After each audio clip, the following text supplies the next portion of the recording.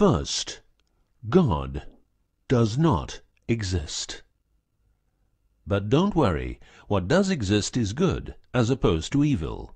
So if you believe in God, you believe in good, and that's as it should be. You are just fine. If you believe in evil, then you probably need a whack on the back of the neck with a big fucking stick.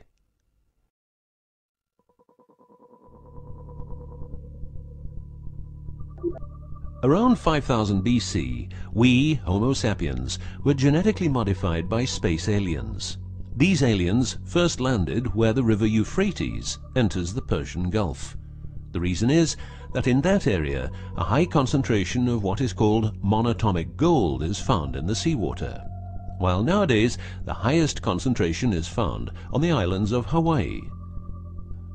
The aliens were members of the Anunnaki Empire, and were on a quest to find this metal that is supposed to enhance and repair all bodily functions and stop the body from aging. Monatomic gold is what is called a superconductive metal. Superconductivity means that if you transport, for example, electricity through a line made of this material, you would not lose any energy as a result of heat dissipation. So if you input 100% of energy, you also output 100% of energy. Now apply this principle to your brain, which is a huge, sensitive electrical machine. The monatomic gold makes your neural pathways act like quantum drive superhighways. This means that all your senses will receive input optimally. In turn, these inputs will be processed optimally, and those parts of your brain you don't use will become more active, so enhancing your memory, making you better understand problems, allowing you to sense evil, detecting lies, becoming telepathic, and even being able to time travel in your mind by seeing the past or the future.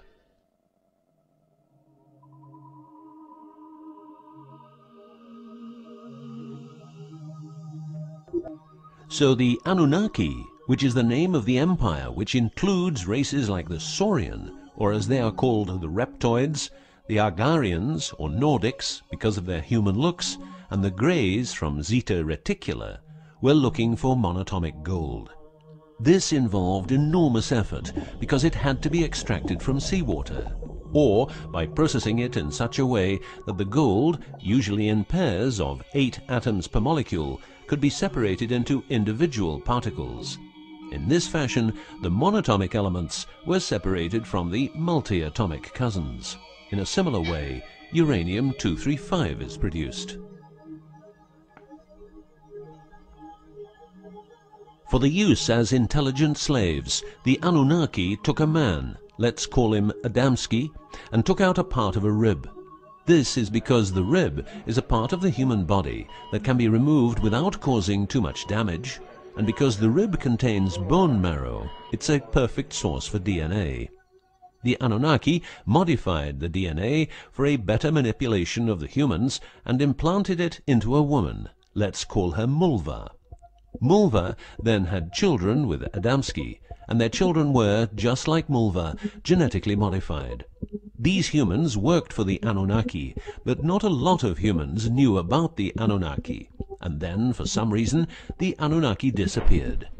An interesting detail is that the symbol for human DNA resembles the word Yah, which is God, but surely this is a coincidence.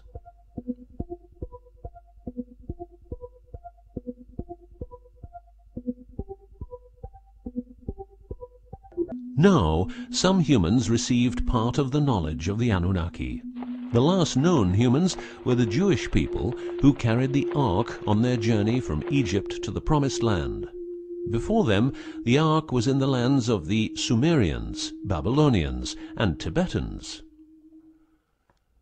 This Ark, not the Ark of Noah, was known to have powers beyond human imagination. It could levitate and deliver the fire of stars, a dangerous firework-like display of power that occurred when the monatomic elements became unstable. To make them stable again, you needed to know certain secrets, and with those secrets you could preserve the Ark and thus its powers. The humans who were close to the secrets of the Ark had long and prosperous lives. The best known was Methuselah, who lived to the age of 950. Wherever the Ark is, the culture thrives, and over the centuries it moved from Jerusalem to Rome to London, and is now supposed to be in the United States of America. The Ark always moves west, and will always keep moving west. From the very beginning, the people who own the Ark have never given it away, and great care is given to preserve the bloodline's purity of the holders of the Ark. Renowned conspiracy theorist David Icke studied the bloodline of George W. Bush. This he traced back all the way to the Sumerians, a people who lived in the southeastern part of what is now known as Iraq, where the river Euphrates meets the Persian Gulf.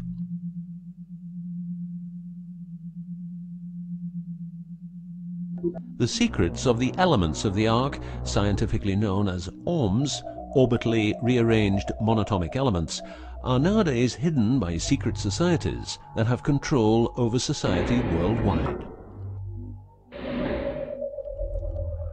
The word Ohm is the same as the Hebrew word which means the tree of life. Ohms consist of 8 metals. These 8 metals are ruthenium, rhodium, palladium, and silver, known as the light platinum group, and osmium, iridium, platinum, and gold, known as the heavy platinum group. Gestation of these metals in monatomic form prolongs life and enhances and repairs bodily functions. By following what is called a wide-spectrum diet, we can provide our bodies with monatomic superconductive elements. In other words, by eating a lot of grapes, carrots, all blue and dark red fruit and vegetables, and also much other fruit, vegetables, and fish.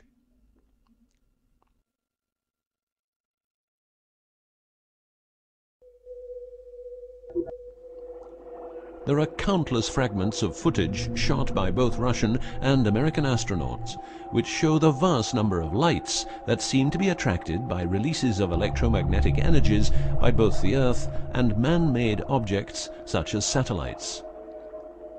In Building 8 of the Johnson Space Center in Texas, the USA, high-resolution pictures taken by satellites are photoshopped each day to remove proof of aliens.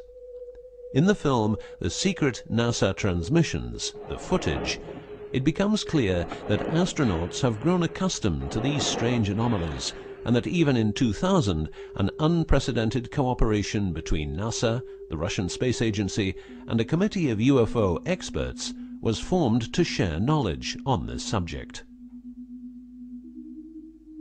To better understand this whole story, a few revelations are in place.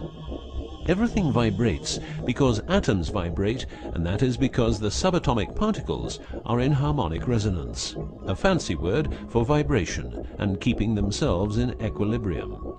Gravity is vibration generated by the presence of mass, and it can be neutralized by altering the harmonic resonance of the gravitational field. In other words, if you generate vibrations, you can alter gravity, and with superconductive materials, the amount of energy needed for generating the vibrations is greatly reduced. A practical example of reducing one vibration with other vibrations is the use of anti-sound. If you instantaneously produce the exact opposite waveform that comes towards you in the form of sound, the sound will cease to exist. This is called destructive interference. One of the forms of creating anti-gravity is called auditive levitation, a method used by Tibetan monks to elevate rocks over 250 meters high and 250 meters distance. By arranging drums and trumpets extremely precisely, together with some 100 men chanting, all arranged in a precise manner, the monks, after about 5 minutes, could levitate a rock weighing a ton and place it exactly where they wanted it. Theorists around the world theorize that huge monuments like those of the Egyptians and Mayan people were built this way. Other examples of anti-gravity we find in the vast amount of UFO sightings. These UFO sightings are actually experiments run by governments in their search for anti-gravity propulsion. So, if the technique is known, why don't we all transport using anti-gravity propulsion? For each year of technological advance, the military advances 44 years. All science is merely a means to an end. The means is knowledge. The end is control. Who will be the beneficiary? What do they want? What they want is control. The establishment of a global economy which is totally predictable and can be manipulated in every sense. Ein Volk, ein Reich, ein Führer. What I am saying is that the vast majority of people is being controlled by the established upper class. I know this is like the plot of a bad movie, but stay with me for a minute. Anti-gravity exists. The ability for everyone to be a genius exists. Aliens exist, and much more efficient ways of producing energy exist. For example, the mighty engine, which produces the same amount of energy as a normal engine, but only using 5% of the fuel a normal engine uses. Or the PAP engine, which, without fuel, only driven by the power of zero-point energy and a small amount of noble gases, can deliver 500 horsepower for a period of 10 years. Or the Maternita machine of the Maternita commune, which has delivered 3 to 4 kilowatts out of thin air for the last 20 years. What would be the consequences for the upper class if they lose their monopolistic knowledge? What would happen to them if people would know about the secrets they're holding for us? If I don't need any more gasoline, what would happen? If I don't need any more electricity or gas, what would happen? If I don't need any more medicines from the pharmaceutical industry, what would happen? In order to ensure their powers, the upper class, some call them the Illuminati, handles a strict agenda. The agenda has the aim to prepare the world for world domination, beginning in the US and Europe. According to conspiracy theorists around the world, this is what they are doing as preparation. By the way, these people are extremely smart and fanatic, extremely rich, and they have tried it before. Then they were called the Nazis.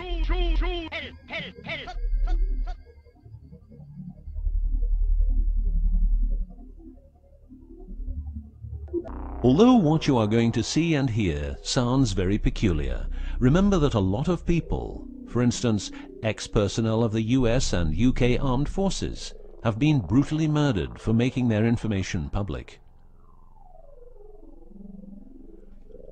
Let's begin with 9/11, but first a little history. What the Second World War did for the US is that it gave the country such an economic lead that it could easily grow more comfortable in its already powerful role.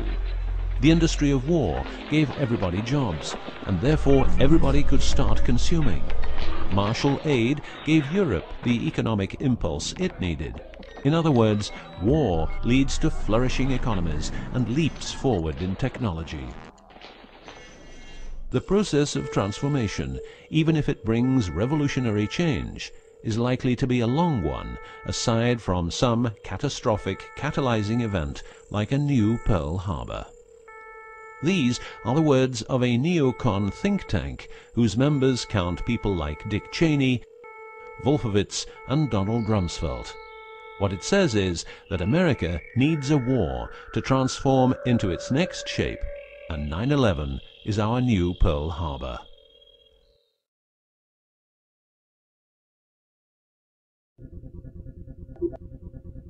In the manipulation of people, one of the strongest weapons is to make people believe someone else did it. What I'm trying to say is that the US government is trying to make the people believe Osama did it. But did Osama do it? Did you know that 6 weeks before the WTC towers collapsed, the owner had a new insurance policy made up, ensuring that the owner, if the towers would collapse due to a terrorist attack, would receive the amount of $3.5 billion. The owner, because 2 towers went down, tried to claim 2 times $3.5 billion, but only received 2.2. What happened to building number 7?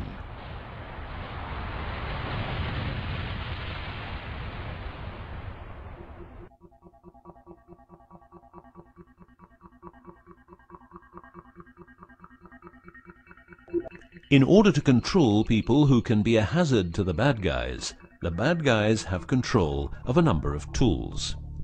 One of these tools is the remotely operated electromagnetic frequency weapon. These use microwave, ELF, extremely low frequencies, and acoustic frequencies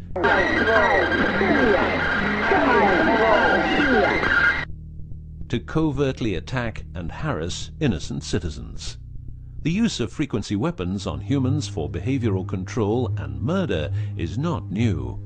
For well over 50 years, neuro-electromagnetic frequency weapons have been perfected for their covert use in warfare.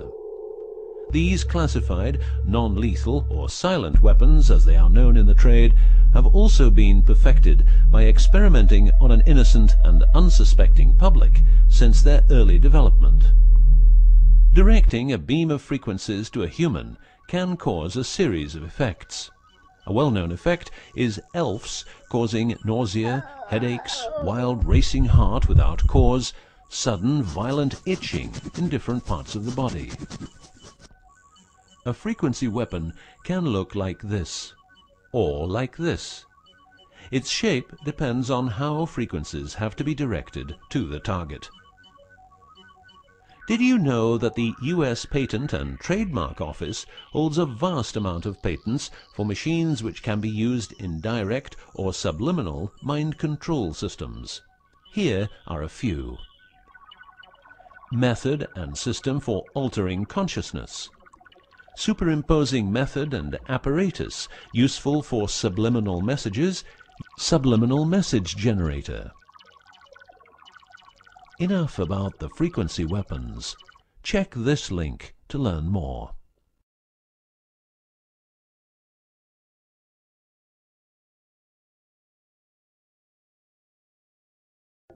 You will realize that to control people, you have to know what they are communicating. So in the 1950s, the UK and USA decided to set up the world's biggest espionage network to make sure all communications between Russians and spies or allies were monitored. This system has continuously been updated since the day it became operational.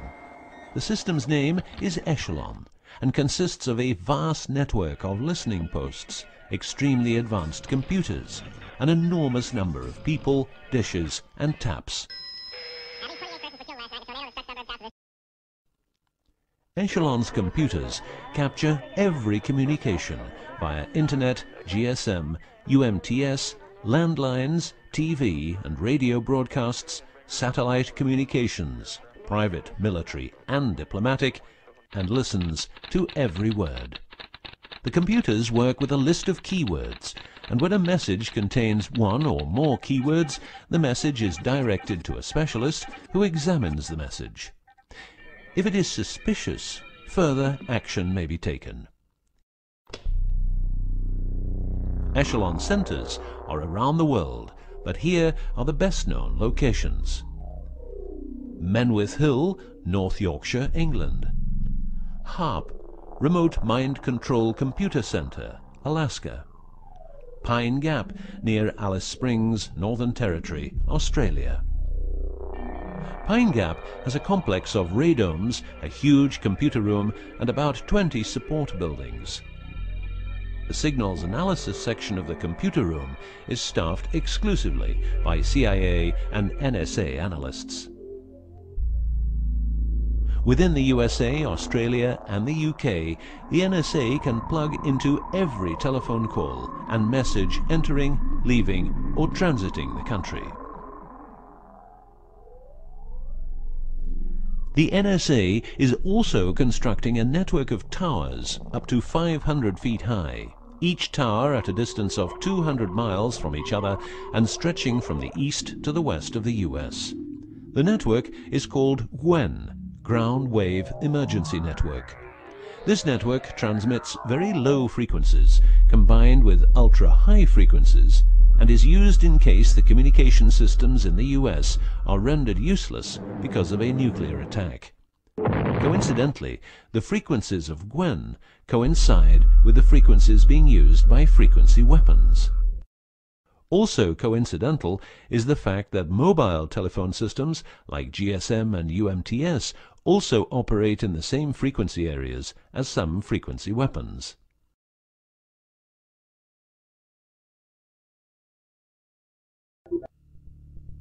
To further prepare for global domination, the secret US government, led by the corrupt holders of the Ark, also known as the Illuminati, or the New Global Union, or the New World Order, or just plain Nazis using the Eye of Lucifer as their symbol, has started building since the 1940s large bases with every commodity you can think of. These bases are basically large cities underground, connected by high-speed magneto-leviton trains that have speeds up to Mach 2. According to Phil Schneider, the black budget is a secret budget that garners 25% of the gross national product of the United States. The black budget currently consumes trillions of dollars per year. Presently, there are over 129 deep underground military bases, or DUMBs, in the United States. These underground bases were built using nuclear-powered laser drills that can drill 7 miles per day. Also, dedicated nuclear explosions were held to create large underground spaces.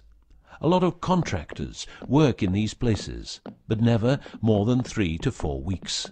Always under strict supervision, and before entering a site they are warned that if they talk about what they see, it will cost them their lives.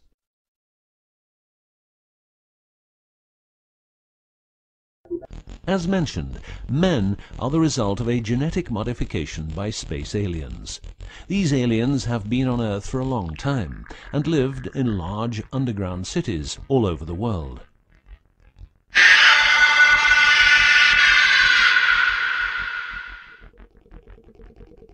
Collaboration with modern governments began as early as 1933 with the Bavarian Illuminati and Thule secret societies, and this collaboration was brought into America via the CIA, which was established with the help of American Nazi agents as well as European Nazis who were brought into America through Project Paperclip and other operations. It was agreed that the aliens and the upper-class secret government would help each other, as agreed in the 1954 Greada Treaty. By 1979, the aliens didn't respect the treaty at all, and it was in this year when, at Dulce Air Force Base, a huge underground base was being built, and during excavation, an underground alien city was discovered. There are several species of aliens working with the US at the Underground 7 level facility at the Alien US Government Biogenetic Research Base in Dulce, New Mexico. The reason they help the US government is because the aliens need space here on Earth for conducting experiments on humans and storing humans in suspended states for reasons unknown. In exchange, the aliens give the US government technology. Examples of these technologies are stealth aircraft, anti-gravity propulsion, genetic research, quantum technologies, computer technology, biological warfare, medicine, GSM, etc.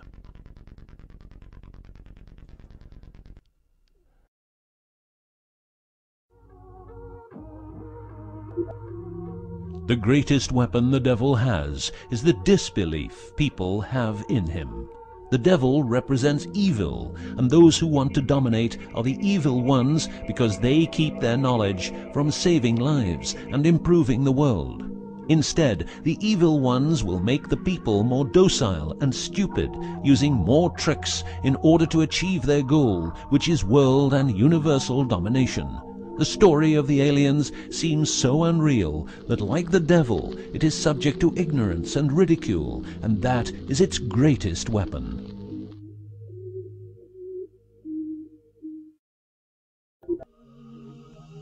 In the past and present, the evil ones have tried a number of methods and products to manipulate people. AIDS, invented by a laboratory in Chicago, Illinois in 1972. It was a biological weapon to be used against the people of the United States. Second, the US government has a Tesla device to generate earthquakes. NASA only landed on the moon once. Almost 90% of drugs trafficking is organized by the biggest secret services in the world, like CIA, NSA, MI5, MI6, and so on. Since the US is in Afghanistan, poppy production has reached an all-time high, and never has there been so much heroin on the market. People who don't need drugs needn't worry. Their needs are covered by the pharmaceutical industry. The global warming story is a hoax. The Earth is warming up, but not as a result of CO2 produced by man, but because the cycle of the Earth is just like it is. Remember that 10,000 years ago, the whole northern part of the world was covered in ice. It's what we call an ice age.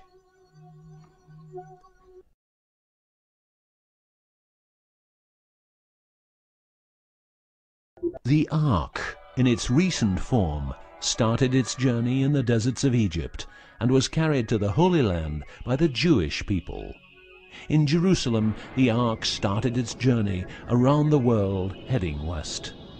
Everywhere the Ark has been, one or more obelisks are erected as a symbol of establishment.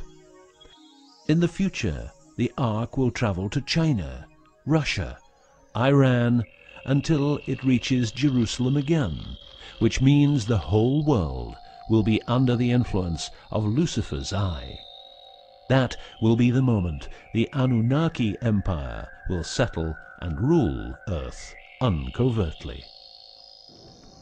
On many important sites in the world, buildings carrying symbols of Lucifer's return are common.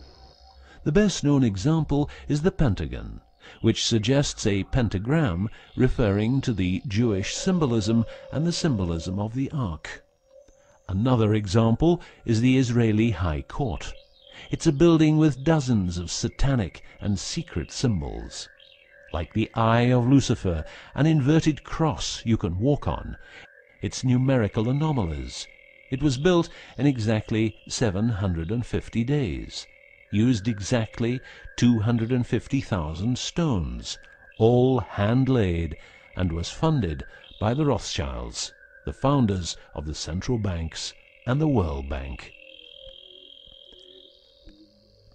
These buildings celebrate the coming of and will serve as headquarters for the evil ones. From here, every communication will be monitored. The underground cities will then be used as detention camps, where the bodies of resistance people will be converted into soulless zombies. The army of the NWO and its intelligence agencies will be able to track and trace everybody on Earth and influence their opinions or simply dispose of them. Socially, everybody will be watched by their neighbors and friends and mobbed if they have different opinions. The rich, richer and smarter, the poor, poorer and dumber, will support the pyramid with Lucifer's eye on top, as it has always been. This will be the future, and the future is now.